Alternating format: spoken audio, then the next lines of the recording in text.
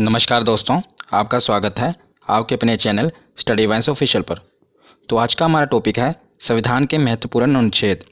मैं इस एक ही वीडियो में संविधान के जितने भी महत्वपूर्ण अनुच्छेद हैं सभी को कवर कराऊंगा, इसलिए ये वीडियो हो सकता है थोड़ी लंबी बने, पर विश्वास रखिएगा जब वीडियो को पूरा आप एंड तक देख लेंगे तो आपका इस टॉपिक से क्वेश्चन गलत नहीं होगा, क्योंकि मैं बहुत ही सिस्टमेटिक वे से और ट्रिक से आपको समझाऊँगा। इसलिए बिना देरी किए हुए चलिए वीडियो को शुरू करते हैं। चलिए वीडियो की शुरुआत करते हैं और हम समझना शुरू करते हैं संविधान के महत्वपूर्ण अनुच्छेद के बारे में। अक्सर हम क्या गलती करते हैं कि जितने भी अनुच्छेद हैं इन्हें बीच बीच में से पढ़ना शुरू कर देते हैं, जिस करके ये हमें याद नहीं रहते। पर इस वीडियो में मैं आपको पूरा सिस्टमेटिक वे से इसे पढ़ाऊँगा और जो भी है सबको मैं जहाँ पर ज़रूरत पड़ेगी ट्रिक से बताऊँगा। तो ये वीडियो काफ़ी इंपॉर्टेंट होने वाली है आपके लिए। तो चलिए इसको शुरू करते हैं। तो सबसे पहले हम जानते हैं कि संविधान में 22 भाग 395 अनुच्छेद और 12 अनुसूचियाँ हैं। ये पहले मैंने आपको बता दिया। इससे पहले मैंने इसकी 2 वीडियो अपलोड कर दी हैं पॉलिटी की, अगर आपने नहीं देखी तो उस वीडियो को भी जरूर देख लेना। तो इसमें कितने भाग हैं? 22 भाग 395 अनुच्छेद और 12 अनुसूचियाँ। हालांकि अब इसके अनुच्छेद बढ़कर 470 हो गए हैं, पर मूल रूप से ये 395 अनुच्छेद ही हैं। कैसे? क्योंकि 395A, 395B, 395C ऐसे करके ये जुड़कर लगभग 470 हो चुके हैं। पर हमें याद रखना है कि ये 22 भाग 395 अनुच्छेद और 12 अनुसूचियाँ ही हैं। अब हम इसकी शुरुआत करते हैं। तो इसके पहले हम देखते हैं कि 22 भाग हैं। तो पहले भाग में 1 से लेकर 4 अनुच्छेद हैं और इसमें क्या है तो संघ एवं उसके राज्य क्षेत्र का वर्णन है। तो जैसे आप कोई भी किताब पढ़ते हैं तो सबसे पहले उसमें क्या होता है, उसकी इंट्रोडक्शन होती है। इसी प्रकार जो भारत का संविधान है, ये भारत किसी भी गणतंत्र देश के लिए, लोकतंत्र देश के लिए उसका जो संविधान है सबसे पवित्र पुस्तक होती है उसकी। तो जो भारत का संविधान है इसमें भी पहले इंट्रोडक्शन ही होगी भारत की। तो पहले अनुच्छेद में क्या है, तो पहले अनुच्छेद में बताया है कि भारत राज्यों का संघ है, इंट्रोडक्शन है। दूसरे अनुच्छेद में बताया है कि नए राज्यों का प्रवेश किया जा सकता है, मतलब जो नए राज्य हैं अगर भारत में शामिल होना चाहते हैं तो अनुच्छेद 2 के तहत इसमें शामिल हो जाएंगे। जैसे कि सिक्किम को हमने भारत में शामिल किया था। और अनुच्छेद 3 में क्या बताया गया है कि राज्यों के क्षेत्रों और सीमाओं और नामों में परिवर्तन किया जा सकता है, मतलब किसी भी राज्य की अगर सीमा है उसको बढ़ाया घटाया जा सकता है और उसके नाम में परिवर्तन किया जा सकता है। तो ये 3 अनुच्छेद आपको याद रखने हैं, ये इंपॉर्टेंट है पहले भाग में। उसके बाद हम देखते हैं भाग दूसरा।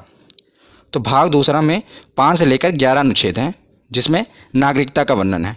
बहुत ही इंपॉर्टेंट है, काफ़ी बार पूछा गया है कि नागरिकता का वर्णन किस में है। तो ऑप्शन में ऐसे दिया होता है कि 5 से लेकर 11 अनुच्छेद, 11 से लेकर 16 अनुच्छेद। तो आपको कैसे पता चलेगा कि कौन सा अनुच्छेद है? तो इसे याद करने की बहुत ही अच्छी ट्रिक है। तो इसे आपको कैसे याद रखना है, इसकी ट्रिक है नागपंचमी। नागपंचमी से आप याद रख सकते हैं कि 5 से लेकर 11 अनुच्छेद तक नागरिकता का वर्णन है। कैसे?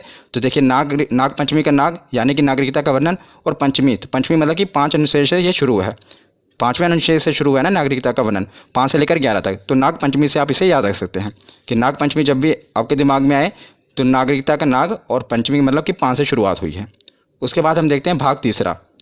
तो भाग तीसरे में 12 से लेकर 35 अनुच्छेद तक है और इसमें मौलिक अधिकार यानी कि फंडामेंटल राइट्स का वर्णन है। तो इसके ऊपर मैं एक स्पेशल वीडियो बना दूंगा पूरे मौलिक अधिकार के ऊपर, क्योंकि काफ़ी इंपॉर्टेंट है। पर इसमें अभी हमें इतना ही जानना है कि भाग तीसरे में मौलिक अधिकार का वर्णन है। तो मौलिक अधिकार कौन कौन से हैं? जैसे कि समानता का अधिकार हो गया, स्वतंत्रता का अधिकार, शोषण के विरुद्ध अधिकार, धार्मिक स्वतंत्रता का अधिकार, संस्कृति और शिक्षा संबंधी अधिकार और संवैधानिक उपचारों का अधिकार। तो अभी हमें इतना जानना है कि 12 से लेकर 35 तक मौलिक अधिकार हैं। उसके बाद हमें देखना है कि भाग 4A, ये काफ़ी इंपॉर्टेंट है। 4 नहीं इतना, 4A और इसका जो अनुच्छेद है वो 51A। इसमें मौलिक कर्तव्य का वर्णन है कि जैसे कि जो हमारा संविधान बना है, संविधान में हमारी भलाई के लिए बहुत से कानून हैं, पर जनता का भी तो ये फ़र्ज बनता है कि उसके देश के प्रति, तो इसलिए हमारे कुछ मौलिक कर्तव्य भी निर्धारित किए गए हैं।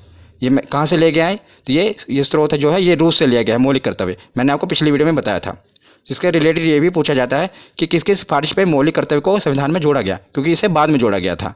तो स्वर्ण सिंह समिति की सिफारिश पर वर्ष 1976 में, याद रखिएगा वर्ष 1976 में 42वें संविधान संशोधन, मतलब संविधान में अमेंडमेंट किया गया था और 42वें संविधान संशोधन के तहत इसे संविधान में शामिल किया गया था। किसे? मौलिक कर्तव्य को। ये सब कुछ पूछा जाता है कि किस संविधान संशोधन के तहत और कौन सी समिति की सिफारिश पर।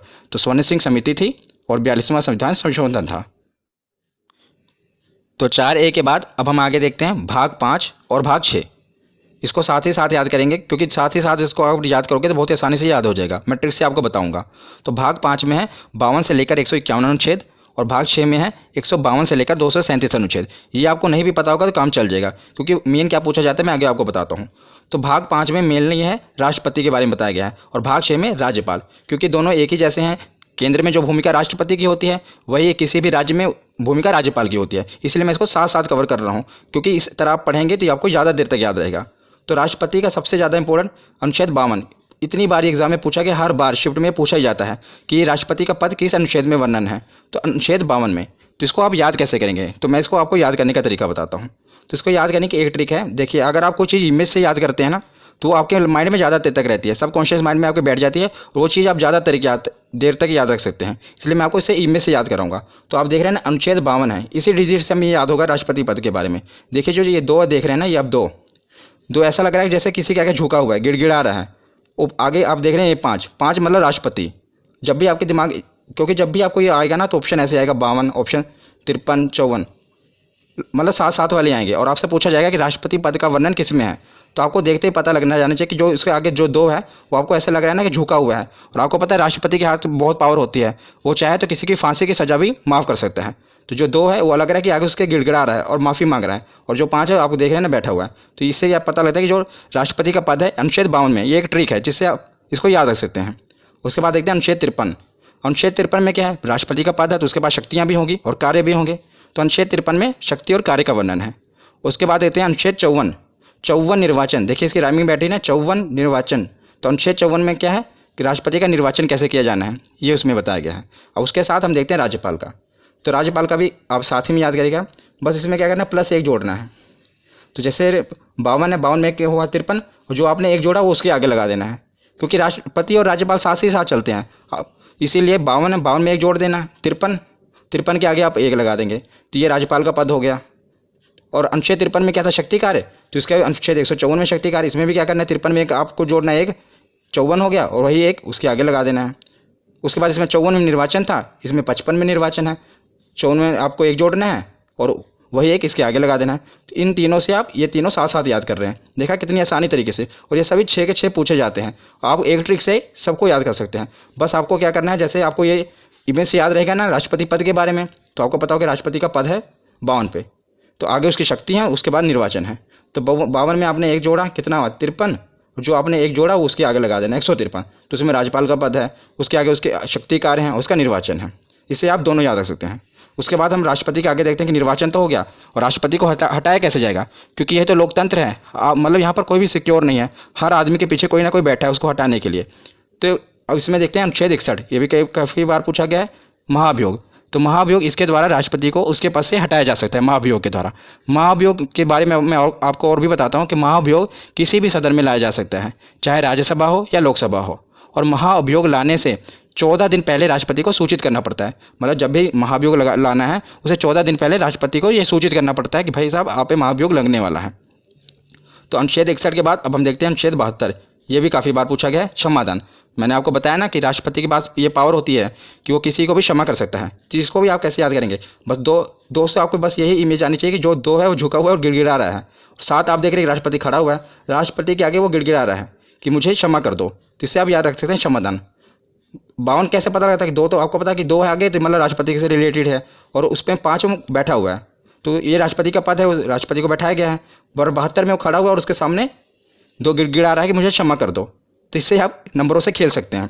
तो उसके बाद हम देखते हैं अनुच्छेद 123, अध्यादेश। ये भी काफ़ी इंपॉर्टेंट है, अध्यादेश। कि अध्यादेश में क्या होता है कि जब लोकसभा और राज्यसभा की बैठक ना चल रही हो और देश में किसी जरूरी कानून की आवश्यकता होती है, तो राष्ट्रपति हस्ताक्षर करके कानून बना सकते हैं, पर मंत्रिमंडल की सिफारिश पर ही वो कानून बना सकते हैं, क्योंकि मतलब मंत्रिमंडल प्रधानमंत्री ही उनकी सिफारिश पर ही ये कानून बनता है। आपको पता होना चाहिए कि भारत में कानून कैसे बनते हैं। आपको पता है 3 स्टेप होते हैं, पहले स्टेप में लोकसभा में वो पारित होना चाहिए, फिर राज्यसभा में, फिर उसके बाद राष्ट्रपति के हस्ताक्षर होने चाहिए। कितने स्टेप हैं, 1 2 3, बस इसी से आप याद भी रख सकते हैं। देखिए 1 2 3, तो 1 2 3 सीधे ही तीनों स्टेप हटा के सीधे राष्ट्रपति के साइन करा के सीधा कानून बन जाता है। मतलब ये ट्रिक हो गई, 1 2 3 3 स्टेप होते हैं, पहला लोकसभा, फिर राज्यसभा, फिर राष्ट्रपति। पर अध्यादेश लाकर क्या किया जाता है, इसको खत्म करके सीधा राष्ट्रपति के हस्ताक्षर कराए जाते हैं और कानून बना दिया जाता है। तो अनुच्छेद 123 के बाद हम देखते हैं अनुच्छेद 143। तो अनुच्छेद 143 में क्या है कि राष्ट्रपति को अगर कानूनी सलाह की आवश्यकता होती है तो वो सीधा सुप्रीम कोर्ट से सलाह ले सकता है।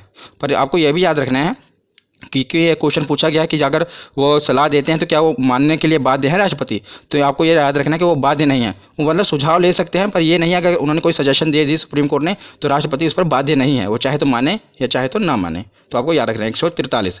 ये सभी मैं आपको राष्ट्रपति के रिलेटेड बता रहा हूँ, इसलिए मैंने एक हेडिंग में सारे कवर कर दिए कि जो भी राष्ट्रपति से रिलेटेड है और ये राज्यपाल वाले। उसके बाद हम देखते हैं उपराष्ट्रपति, राष्ट्रपति, उपराष्ट्रपति। तो उपराष्ट्रपति का वर्णन है अनुच्छेद 63 में। किसमें? अनुच्छेद 63 में। तो उसमें बताया गया है कि एक उपराष्ट्रपति होगा, और अनुच्छेद 64 में क्या बताया गया है कि राज्यसभा के सभापति के रूप में वो कार्य करेगा। तो जो उपराष्ट्रपति होगा, आप देखेंगे जो राज्यसभा का सभापति होता है वह भी उपराष्ट्रपति होता है। और मैं आपको एक इंटरेस्टिंग फैक्ट बताता हूँ कि जो उपराष्ट्रपति होता है उसे अपने पद के लिए कोई तनख्वाह नहीं मिलती, मतलब उसे कोई सैलरी नहीं मिलती, पर जो राज्यसभा में वो सभापति के रूप में कार्य करता है उसके लिए उनको वेतन मिलता है। तो जो उपराष्ट्रपति को अपने पद के लिए वेतन नहीं मिलता, जैसे राष्ट्रपति को वेतन मिलता है उनके पद के लिए, राज्यपाल को मिलता है, पर उपराष्ट्रपति को उनको पद के लिए वेतन नहीं मिलता, बल्कि जो वो राज्यसभा में सभापति के रूप में होते हैं उसके कार्य के लिए उनको वेतन मिलता है। ये आपको याद रखना है। तो हमने राज्यपाल देख लिए, राष्ट्रपति देख लिए, अब हम देखेंगे प्रधानमंत्री और मुख्यमंत्री। ये साथ साथ हम कवर कर रहे हैं। यही होता है कि सिस्टमेटिक वे से पढ़ना, जिससे आप अनुच्छेदों को काफ़ी ज़्यादा देर तक याद रख सकते हैं। तो हम देखते हैं प्रधानमंत्री। तो सबसे पहले हम देखते हैं अनुच्छेद 74, 75, 76। ये तीनों प्रधानमंत्री से रिलेटेड है। तो इसे आप याद कैसे रखते हैं? पहले तो आपको पता होना चाहिए कि जो प्रधानमंत्री होते हैं, अनुच्छेद 74 में जो मंत्रिमंडल होता है ये राष्ट्रपति की सहायता के लिए बनाया होता है, मतलब राष्ट्रपति की सहायता के लिए मंत्रिमंडल का गठन किया जाता है, पर जो इसके हेड होते हैं वो प्रधानमंत्री होते हैं। जैसा कि आपको पता है कि भारत में जो राष्ट्रपति हैं वो तो नाम मात्र मुखिया हैं, ज़्यादातर पावर किसके हाथ में है? तो प्रधानमंत्री के हाथ में है। पर राष्ट्रपति की सहायता के लिए मंत्रिमंडल का गठन किया जाता है और इसके हेड प्रधानमंत्री होते हैं। तो 74, 75 लगातार ही हैं। और 75 के बाद हम देखते हैं 76। 76 में महान्यायवादी। तो महान्यायवादी कौन होते हैं? तो राष्ट्रपति द्वारा महान्यायवादी की नियुक्ति की जाती है। महान्यायवादी एक विधि अधिकारी होता है, मतलब सीधे शब्दों में आपको बताऊं तो ये कानूनी विशेषज्ञ होते हैं जो भारत सरकार को कानूनी सलाह देते हैं। तो जैसे राष्ट्रपति सुप्रीम कोर्ट से सलाह लेते हैं, इसी प्रकार महान्यायवादी होते हैं जिन्हें राष्ट्रपति नियुक्त करता है, पर जो सिफारिश होती है मंत्रिमंडल, मतलब प्रधानमंत्री की सिफारिश पर ही राष्ट्रपति नियुक्त करते हैं और ये कानूनी सलाह देते हैं प्रधानमंत्री को। तो तीनों आपको याद रखने हैं। सबसे पहले तो 74 में मंत्रिमंडल, 75 में प्रधानमंत्री उसके हेड, और 76 में कानूनी सलाह ले सकते हैं। उसी प्रकार जैसे प्रधानमंत्री हैं केंद्र के लिए, तो राज्य के लिए कौन होता है? मुख्यमंत्री उसका मुखिया होता है। तो अनुच्छेद 163 में मंत्रिमंडल, सेम टू सेम। इसको याद करने की ट्रिक भी एक ही है। देखिए कैसे, जैसे मैंने आपको वहाँ पर राष्ट्रपति और राज्यपाल में क्या बताया था कि एक जोड़ना है, यहाँ पर एक एक घटाना है। जैसे 74 है, क्योंकि जो अगर आपको देखा जाए प्रधानमंत्री की पोस्ट बड़ी है, मुख्यमंत्री एक स्टेप उससे नीचे ही है। आपको याद करने के लिए बता रहा हूँ, ऐसे नीचे है ना, एक स्टेप नीचे, तो बस आपको एक स्टेप नीचे घटा देना है। जैसे 74 मंत्रिमंडल है, आपको दोनों में एक एक घटा देना है। 4 में से गया 3, 7 1 6, और जो एक घटा है आपको एक आगे लगा देना है। 163 आ गया। ऐसे आगे 75 में भी करना है तो 164 आ जाएगा। 76 में भी करोगे तो 165। मतलब इन तीनों से आप इन तीनों को याद कर सकते हैं। जैसे राष्ट्रपति के राज्यपाल याद कर लिया, प्रधानमंत्री का याद किया तो मुख्यमंत्री का याद कर लिया। तो तीनों साथ साथ ही हैं। मंत्रिमंडल इसमें 74 में है, अनुच्छेद 163 में 163 में मंत्रिमंडल है, इसमें 75 में प्रधानमंत्री हैं, तो 164 में मुख्यमंत्री हैं, और 76 में महान्यायवादी हैं, तो 165 में महाधिवक्ता। मुख्यमंत्री के लिए महाधिवक्ता होता है। जो काम मतलब कि महान्यायवादी प्रधानमंत्री के लिए करता है, वही काम महाधिवक्ता मुख्यमंत्री के लिए करता है। और जो महाधिवक्ता है, इनकी नियुक्ति कौन करेगा? तो जैसे वहाँ पर राष्ट्रपति करते हैं तो यहाँ पर राज्यपाल करेंगे। तो एक ही ट्रिक से आप इन 6 को याद कर सकते हैं। तो प्रधानमंत्री और मुख्यमंत्री तो हमने देख लिए। अब हम आते हैं संसद पर, क्योंकि कानून कहाँ पर बनेंगे? संसद में। तो ये तो आपको याद ही होगा क्योंकि काफ़ी इंपॉर्टेंट है, आपने याद किया ही होगा। संसद का जो वर्णन है अनुच्छेद 79 में है, 79।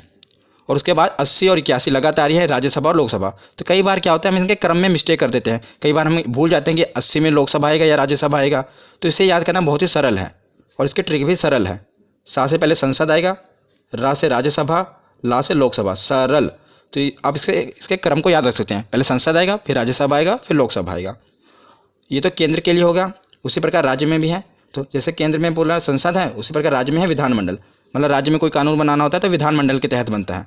तो विधानमंडल, और विधानमंडल में क्या होता है? विधानसभा और विधान परिषद। ज़्यादातर विधानसभाएं होती हैं और बस केवल 6 राज्य ही हैं जहाँ पर विधान परिषद है। मैं आपको बताऊंगा। ज़्यादातर हर जगह मतलब ज़्यादातर राज्यों में विधानसभा है। तो इसे आप याद कैसे करेंगे? जैसे हमने प्रधानमंत्री मुख्यमंत्री को किया, मतलब प्रधानमंत्री एक स्टेप ऊपर होता है, मुख्यमंत्री नीचे। उसी प्रकार केंद्र तो ऊपर है ना और राज्य नीचे। तो इसको भी ऐसे, मतलब टिक बता रहा हूँ आपको, तो इसको भी ऐसे ही घटाना है। 79 है, आपको एक एक घटा देना है। कितना? 9 में से गया 1 8, और 7 में से गया 6, और जो एक घटा है एक आगे लगा देना है। तो 168 वहाँ पर संसद, यहाँ पर 168। एक ही ट्रिक से देखो आप सब याद कर रहे हैं, संसद का वर्णन और यहाँ पर विधानमंडल में।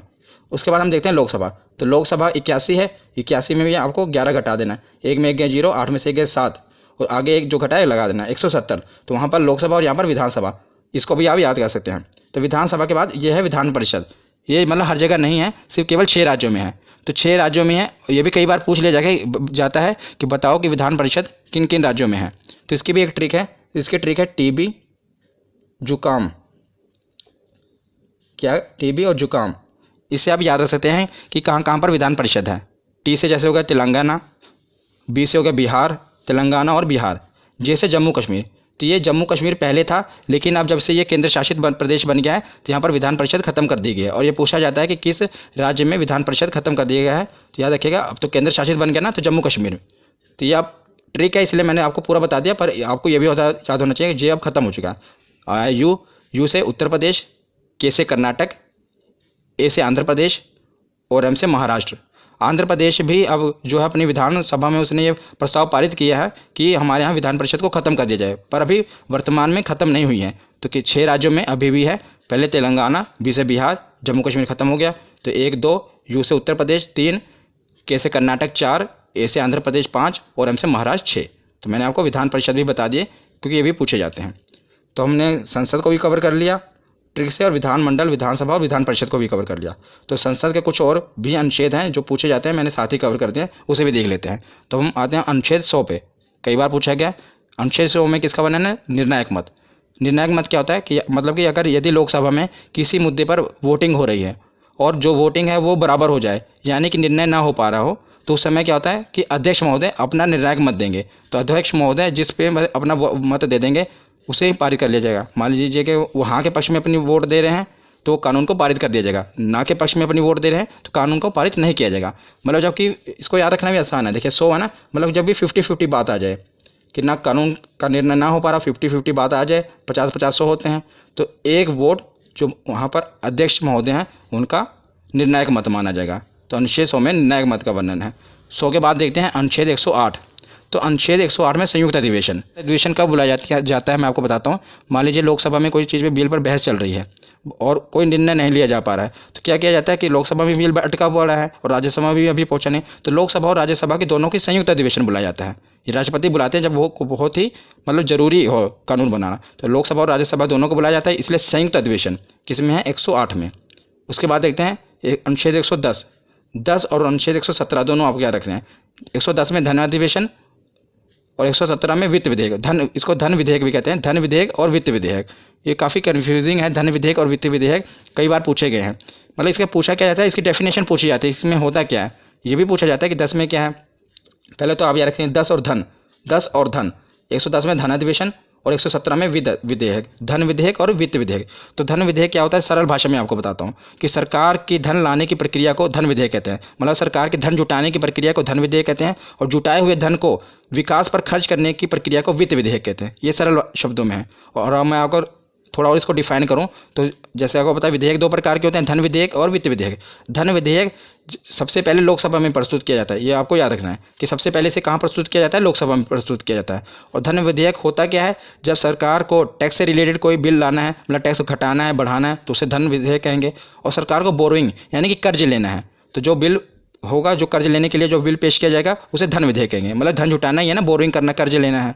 और जो उस कर्ज लिए हुए धन को, मतलब जो भी सरकार ने धन जुटाया है उसको खर्चा करना है, पुल बनाना है, सड़कें बनानी है, तो वो वित्त विधेयक में होगा। तो याद रखिएगा धन विधेयक और वित्त विधेयक ये दोनों साथ साथ हैं। 110 में धन विधेयक है और 117 में वित्त विधेयक है। उसके बाद हम देखते हैं 112 बजट। 12 देखिए, इसको राइमिंग से आप याद सकते हैं, 12 बजट, 12 बजट 2 बार बोलेंगे, याद है क्या? अनुच्छेद 112 बजट। ये भी आपको बजट पता ही होगा कि एक साल का पूरा मतलब जो लेखा जोखा होता है सरकार की, यहाँ पर खर्च करेगी, कहाँ से इनकम आएगी, सब बजट में पेश किया जाता है। मतलब उसमें और 112 के बाद है अनुच्छेद 116। तो जब सरकार बजट पेश करती है तो कई कुछ खर्चे उसमें रह जाते हैं, जो कुछ खर्चों का वर्णन है फिर सरकार बाद में क्या कहते हैं, ये तो नहीं करेगी, बाद में 1 साल के बाद फिर बजट आएगा तब पेश करेगी। बीच में ही बजट से नहीं होता, उसके बीच में ही अलग से बिल के रूप में लाकर संक्षेप में एक बिल पास करा लिया जाता है, जिसे लेखानुदान कहते हैं। तो इस पहले बजट पेश होगा, बजट में अगर मतलब कुछ रह गया, कुछ खर्चे का वर्णन नहीं है, तो लेखानुदान में अनुच्छेद 116। तो आपको ये याद रखना है। उसके बाद हम देखते हैं, अब हमने प्रधानमंत्री, मुख्यमंत्री, राज्यपाल, उपराज्यपाल सब कवर कर लिए। अब हम आते हैं सुप्रीम कोर्ट, हाई कोर्ट पर। संसद भी हो गया कवर। इस प्रकार आपको पढ़ते जाना क्रम वाइज, इससे आपको याद रहेंगे। अब सुप्रीम कोर्ट और हाई कोर्ट को देखते हैं। तो 124 में सुप्रीम कोर्ट का गठन होगा और 131 में सुप्रीम कोर्ट के अधिकार हैं। तो 124 में क्या है, सुप्रीम कोर्ट का गठन होगा भारत में, और 131 में सुप्रीम कोर्ट के अधिकार हैं, और 148 में CAG की नियुक्ति। तीनों आपको याद रखने हैं, तीनों सुप्रीम कोर्ट से रिलेटेड मैंने पहले उठाए हैं। 124, 131 और 148। पहले सुप्रीम कोर्ट का गठन होगा। 131 में बताया कि सुप्रीम कोर्ट की क्या पावर है, कहाँ कहाँ उसका अधिकार क्षेत्र है। और 148 में है कि क्या की नियुक्ति। तो क्या क्या होता है, क्या की फुल फॉर्म है कंट्रोलर एंड ऑडिटर जनरल, और इसकी नियुक्ति भी राष्ट्रपति द्वारा ही की जाती है। इनका काम क्या है कि सरकार द्वारा जो भी खर्चा किया गया, व्यय किया गया है, उसका लेखा जोखा करना है कि सरकार ने जो खर्चा किया, जो घोटाले वगैरह होते हैं कहाँ से पता चलते हैं, वो कैग की रिपोर्ट से ही पता चलता है। जैसे 2G घोटाला होगा, जो भी घोटाले में स्पेक्ट्रम घोटाला हुआ, ये कैग ही रिपोर्ट अपनी पेश करती है, उसी द्वारा ये सब उजागर होता है कि कहाँ पर कितना घोटाला हुआ। तो और इस समय अगर मैं आपसे पूछूं कि कैग कौन है, हमारे कंट्रोलर और ऑडिटर जनरल कौन है, तो गिरीश चंद्र मुर्मू जी हैं कैग, ये भी याद रखना। उसके बाद हम देखते हैं, हमने सुप्रीम कोर्ट देख लिया, 1, 2, 4 और 2, 1, 4 हाई कोर्ट है, 1, 2, 4 सुप्रीम कोर्ट है और 2, 1, 4 ऐसे आप पढ़ेंगे तो याद रहेगा। 2-3 बार वीडियो को देख लेना, आपको पूरा कभी भूलेगा नहीं। तो अनुच्छेद 2, 1, 4 क्या है कि इसमें बताया गया कि राज्य में एक हाई कोर्ट जरूर होगा। और अनुच्छेद 2, 1, 6 में बताया गया है कि हाई कोर्ट का गठन करना है। पहले बताया कि राज्यों के लिए हाई कोर्ट होगा, और इसमें 216 में क्या है कि हाई कोर्ट का गठन करना है, कैसे होगा वो बताया गया है। तो हमने सुप्रीम कोर्ट और हाई कोर्ट देख लिया। अब हम देखते हैं, एक मैंने हेड बनाया केंद्र राज्य संबंध। इसमें जितने भी अनुच्छेद हैं ये काफ़ी इंपॉर्टेंट हैं, ये अलग से पूछे जाते हैं। आपको पहले 2-2 करके याद रखना है, 249, 250। तो 249 में क्या है कि राज्य सूची विषय पर कानून बनाने की शक्ति। तो राज्य सूची विषय क्या होता है, मैं आपको बताता हूँ कि राज्य सूची मतलब है कि वह विषय जिस पर राज्य कानून बनाता है। राज्य सूची विषय, कुछ विषय होते हैं ना जिस पर सिर्फ राज्य कानून बना सकता है, कुछ पर सिर्फ केंद्र कानून बना सकता है। पर जो राज्य सूची विषय है इसमें सिर्फ राज्य कानून बनाता है, पर और मतलब कि विधानमंडल में कानून बनता है, वहाँ यहाँ केंद्र द्वारा बनाया गया तो संसद में बनता है, और मुख्य मतलब राज्य का विधानमंडल में बनता है। पर कुछ विषय हैं जिस पर संसद भी कानून बना सकती है, उसे अनुच्छेद 249 में रखा गया है कि जो कुछ विषय हैं जिस पर क्या है केंद्र भी कानून बना सकते हैं। और 250 में क्या है कि आपातकाल के दौरान, जब आपातकाल इमरजेंसी लग जाए, उस दौरान भी राज्य सूची के कुछ विषयों पर कानून बनाने की शक्ति केंद्र के पास है। तो दोनों याद रखिएगा, 249 और 250। 250 में आपातकाल के दौरान और 249 मतलब नॉर्मल टाइम पे। उसके बाद देखते हैं 262। कई बार ये पूछा गया है, नदी जल विवाद। नदी जल विवाद का वर्णन किसमें, 262। कई बार आप देखते हैं ना कि 2 राज्यों के बीच में नदी के जल पर विवाद हो जाता है। जैसे कि अब कोई भी नदी है, वो एक ये तो नहीं देखेगी यूपी यहीं पर रुक जाएगी, वो आगे भी दूसरे राज्य में जाती है ना, तो उसके पानी के लिए विवाद हो जाता है कि कितना पानी। तो एक राज्य मान लो बांध बना लेता है, वो पानी रोक लेता है, तो दूसरा राज्य विवाद खड़ा कर देता है कि हमें पानी प्रॉपर नहीं मिल रहा। तो ये नदी जल विवाद का निपटारा किस में होता है, तो इसका 262 में वर्णन किया गया है। कौन सा अनुच्छेद है, 262। और 262 और 263 आपको साथ में याद रखने हैं। 263 में क्या, अंतर्राज्यीय परिषद, मतलब अंतर्राज्यीय विवाद इसमें है कि 2 राज्यों के बीच कोई विवाद हो जाए तो उसे कैसे सुलझाना है, और उस पर संसद कानून बना सकती है। याद रखना, इसमें भी संसद कानून बना सकती है। तो 262 में नदी जल विवाद है और 263 में अंतर्राज्यीय परिषद है। उसके बाद आते हैं 280, ये भी काफ़ी इंपॉर्टेंट है, वित्त आयोग। तो 280 में क्या है, वित्त आयोग है। तो वित्त आयोग का काम क्या है, केंद्र और राज्यों के बीच जो कर का वितरण करना है, जो टैक्स है उसका वितरण करना है केंद्र और राज्य के बीच में। इसमें 15वां वित्त आयोग चल रहा है, याद रखिएगा। और जो 15वें वित्त आयोग है, इसके अध्यक्ष कौन है, तो इसके अध्यक्ष हैं NK सिंह। इंपॉर्टेंट है, याद रखिएगा। जो वित्त आयोग है इसके अध्यक्ष कौन है, तो NK सिंह है, और 15वां वित्त आयोग है। उसके बाद हम चलते हैं 312। तो 312 अनुच्छेद में क्या है, आर्टिकल में अखिल भारतीय सेवा। अखिल भारतीय सेवा के अधीन क्या क्या आता है, आपको पता होगा 3 चीज़ें आती हैं, एक IAS, एक IPS और एक IAFS। और ज़्यादा जोर देना IAFS पे, क्योंकि यहीं पर आपसे गलती होगी। क्या गलती होगी, क्वेश्चन ये आया था कि अखिल भारतीय सेवा में निम्नलिखित कौन सी सेवाएं आती हैं। तो आपको 4 ऑप्शन दिए हैं, एक IAS, एक IPS, एक IAFS, और IAFS 2 बार दिया होगा, मतलब फुल फॉर्म दी होगी। एक IAFS की फुल फॉर्म होती है इंडियन फॉरेस्ट सर्विस, और एक होती है इंडियन फॉरेन सर्विस।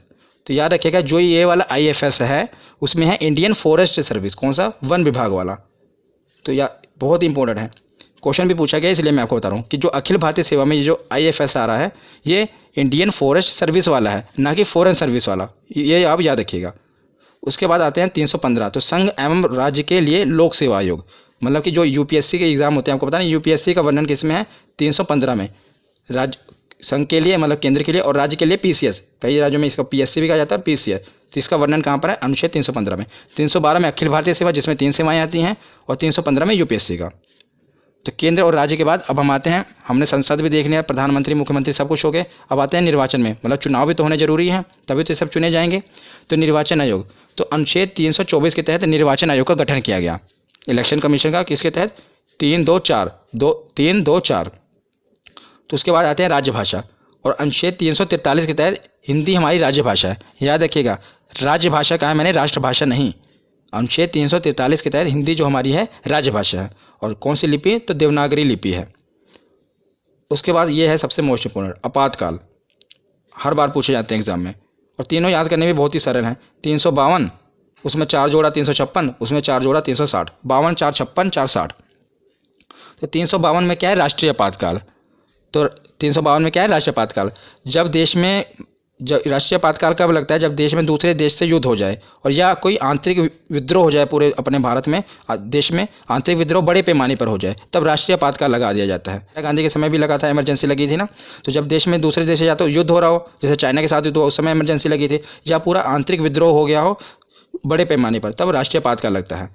और 352 के बाद 356, 356 में क्या है, राष्ट्रपति शासन। जब किसी राज्य की मतलब संसदीय व्यवस्था पूरी तरह खत्म हो जाए तो वहाँ पर राष्ट्रपति शासन लग जाता है। और किसी राज्य की सरकार भी गिर जाए और जब तक चुनाव ना, तब भी आपको पता है राष्ट्रपति शासन लगा दिया जाता है। तो 52 में राष्ट्रीय राष्ट्रीय आपातकाल पूरे भारत में, और 56 में राष्ट्रपति शासन, और 56 के बाद आता है 360, वित्तीय आपातकाल। तो वित्तीय आपातकाल क्या है, जब देश की इकोनॉमिकल कंडीशन, आर्थिक जो व्यवस्था है वो बहुत ख़राब हो जाए, तब वित्तीय आपातकाल लग जाता है। पर याद रखिएगा, अभी तक भारत में एक बार भी वित्तीय आपातकाल नहीं लगा है। तो आपसे एक क्वेश्चन पूछा जा सकता है कि बताइए कि निम्नलिखित में से कौन सा आपातकाल अभी तक नहीं लगा है। तो याद रखिएगा 360 में जो है वित्तीय आपातकाल भारत में अभी तक नहीं लगा है। राष्ट्रपति शासन तो बहुत बार लग चुका है और राष्ट्रीय आपातकाल भी लग चुका है, लेकिन अभी तक वित्तीय आपातकाल नहीं लगा है। उसके बाद हम सकते हैं कि संविधान तो बन गया, लेकिन संविधान में संशोधन भी होना जरूरी है कि नए, अगर मान लो कोई बदलाव करना है, वो भी तो जरूरी है। और मैंने पिछली वीडियो में जो संविधान के स्रोत हैं, मतलब कहाँ कहाँ से संविधान लिया गया है, पूरा स्पेशल आपको ये बताया कि जो संविधान का संशोधन है कहाँ से लिया गया था, आपको याद होगा। तो अगर आपने पिछली वीडियो देखी होगी तो साउथ अफ्रीका से लिया गया था कि संविधान में संशोधन किया जाना है। तो आपने अगर वो वीडियो नहीं देखी तो देख लेना। तो अनुच्छेद 368 में है कि संविधान में संशोधन किया जा सकता है। इसका वर्णन किस में है, अनुच्छेद 368, 326 628 368 में। अब कुछ लास्ट बचे हैं, अन्य महत्वपूर्ण है, इससे भी हम पढ़ लेते हैं क्योंकि बाकी सब हेड के अंदर थे। मैंने राष्ट्रपति के अंदर कुछ था, कुछ मुख्यमंत्री के, ये कुछ बचे हुए थे और ये पूछे गए, इसलिए मैंने इसे अलग से कवर कर लिया। बस लास्ट ही है। तो अनुच्छेद 17 में है अस्पृश्यता का अंत, मतलब कि छुआछूत का अंत। ये किसमें है, अनुच्छेद 17 में, आर्टिकल 17। उसके बाद आता है अनुच्छेद 29। तो 29 में क्या है, अल्पसंख्यक हितों का संरक्षण। काफ़ी बार पूछा गया है कि प्रोटेक्शन ऑफ माइनॉरिटी, अल्पसंख्यक हितों का संरक्षण किस में है, तो अनुच्छेद 29 में है। तो इसे आप कैसे याद रख सकते हैं, बस उन्हीं नंबरों से खेलिए। 29 धोगी में तो मैंने आपके दिमाग में फिट कर दी, क्या है कि आदमी गिड़गिड़ा रहा है, झुका हुआ है। देखिए, जब तक अल्पसंख्यक थे पहले उनके लिए कोई कानून नहीं था, बेचारे झुके हुए थे। तो जैसे उनके लिए कानून आया वो खड़े हो गए। नो क्या बता रहा है आपको कि वो पूरा एकदम सीना तान के खड़ा है, पहले गिड़गिड़ा रहे थे। तो ये इससे मतलब अनुच्छेद जो 29 है अल्पसंख्यक के हितों का संरक्षण करने के लिए है। नंबर से आप खेलिए, इससे आपको याद रहेगा। 29 के बाद देखते हैं अनुच्छेद 40। 40 में क्या है कि पंचायत राज प्रणाली, इसका वर्णन अनुच्छेद 40 में है। अब लास्ट में देखते हैं अनुच्छेद 32, मोस्ट इंपॉर्टेंट है। क्यों इंपॉर्टेंट है मैं आपको बताता हूँ। अनुच्छेद 32 के पहले ये जान लेते हैं। तो संवैधानिक उपचारों का अधिकार, और इसे heart and soul of Indian constitution भी कहा जाता है। Heart and soul of Indian constitution इसे क्यों कहा जाता है, तो अनुच्छेद 32 में ये कहा गया है अगर किसी भी आदमी का, चाहे आम आदमी हो, और उसके अगर फंडामेंटल राइट्स यानी कि मौलिक अधिकारों का हनन हो रहा हो, तो सीधा इसके लिए वो केस सुप्रीम कोर्ट में फाइल कर